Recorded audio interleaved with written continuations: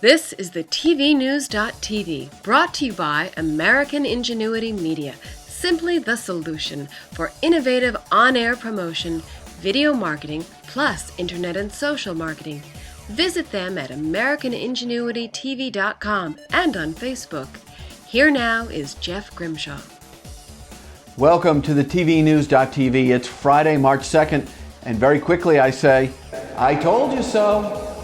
I've told you for a while now that CNN was falling like a lead balloon in the morning ratings and would occupy the cellar sooner rather than later. Well, it happened. Monday, February 27th, was a day of infamy for both CNBC and CNN, for it was the very first time ever that CNBC ascended from the cellar and CNN descended into l'oubliette de télévision actualité. That's the forgotten. And to comment, the one-time lead marketer for CNN, I just don't know whether to laugh, cry, or go bowling. While I decide, let's throw it now to former CNN anchor Bobbie Battista and her eye on the news. Thanks, Jeff. Here's an item every anchor dreads. A new poll in the last week asked Americans to judge their favorite and least favorite news personalities. I don't care how confident you are. There is nothing worse than feeling like you're back in high school and the target of a slam book. Nonetheless, 2,000 Americans have spoken. It's apparently a thumbs up for Diane Sawyer, Anderson Cooper, and Brian Williams. Thumbs down for Rush Limbaugh, Bill O'Reilly, and Nancy Grace. Bill O'Reilly still has the #1 show on cable news, so he's probably not losing sleep. Interestingly enough, though, Rush Limbaugh is in the least liked top 3 for all 3 political parties, with 46% of those polled trashing the radio talk show king. Speaking of disliking someone and the consequences thereof, I feel the need to weigh in on the Pat Buchanan MSNBC controversy, which continues to have implications. As you may know, MSNBC fired the conservative commentator recently over the publication of his new book, Suicide of a Superpower. Critics claim the book is racist, anti-Semitic, and homophobic. Buchanan denies the charges and called the decision an undeniable victory for the blacklisters. Well, guess what? He's right. I worked with Pat at CNN for years, and he's been making the same insensitive statements and taking the same conservative positions for decades now.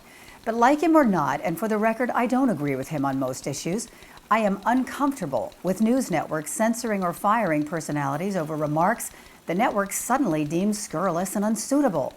Isn't that the point and counterpoint of free speech? Wasn't that the reason for hiring Pat in the first place? I personally don't want to watch a news network that preaches only to the choir.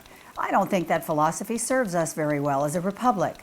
Don't get me wrong, MSNBC has the right to hire and fire anyone they want, and the First Amendment does not guarantee you get to use a public forum like television when you speak. But when it comes to the right to free speech, I take that literally, and I say more speech is necessary, not less. One final note, an interesting, bittersweet write-up on whatever happened to Ted Turner this week on the cover of The Hollywood Reporter. It's a good read about a good man. I'm Bobbie Battista. Join me next week for Eye on the News. Well, we thank you very much, Bobbie. We will be back with Eric McErlain, who reports on Danica Gate on the Sports TV News right after this. Specially formulated to meet your specific needs, the Monavie elements are revolutionizing how you approach your health. Built on the Monavie Bioessence promise, each of these health-packed supplements works with your body to promote your best self. Monavie, a more meaningful life. Time now for the Sports TV News, and as promised, Eric McErlain is in to put the square focus onto what we call Danica Gate. Thanks, Jeff. Earlier this week, Fox San Diego sports anchor Ross Shimabuku was suspended for a week without pay for some unfortunate comments he made about NASCAR driver Danica Patrick. Let's take a look at the clip.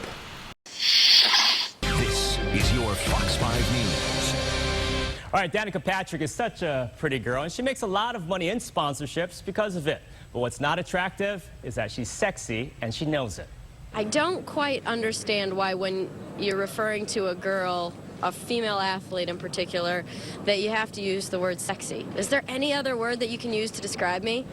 Oh, I got a few words. Starts with a B, and it's not beautiful. Well, Patrick's answer here was disingenuous to say the least. That didn't give Shimabuku carte blanche to take the low road. From where I sit, his comments were classless and unprofessional, and quite frankly a little bit malicious too. While I'm glad he's since apologized, I think Fox was right to suspend him. Attention! Time is running out this week to win one of our groovy The TV News.tv coffee mugs. Yet, some critical time still remains. For your chance to drink your Java in the TV News style, like the TV News.tv on Facebook. Then find the phrase that pays on our Facebook fan site, and then just email it to register@thetvnews.tv. Remember, the more you enter, the better your chances are of winning. It's always like that, isn't it? We would love to have you as a sponsor of the TV News so you can deliver your message to the tops in the TV industry in our native tongue, video. Now, to get the ball rolling, email us at advertise@thetvnews.tv. Monday, Gabriel Reyes will deliver our exclusive Hispanic Media Report, plus part 2 of the very funny piece where Jimmy Kimmel pitches Oprah on new shows for OWN. You won't want to miss that. And that about does it for this edition of the TV News. I'm Jeff Grimshaw. We thank you very much for watching, and as always, go out and make it a good day.